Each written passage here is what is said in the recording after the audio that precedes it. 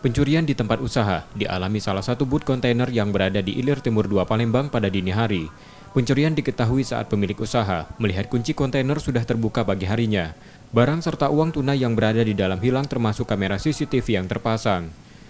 Namun aksi pencurian tersebut terekam kamera pengawas di lokasi lain yang tak jauh dari tempat kejadian. CCTV itu memperlihatkan pencurian yang dilakukan seorang pelaku.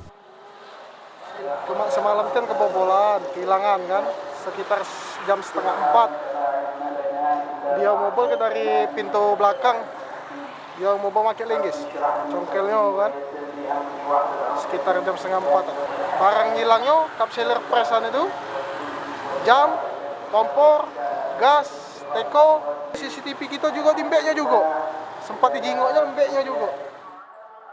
Rencananya korban akan melaporkan peristiwa tersebut ke polisi. Rezky Oktora, Muklas Diferensial, Kompas TV, Palembang.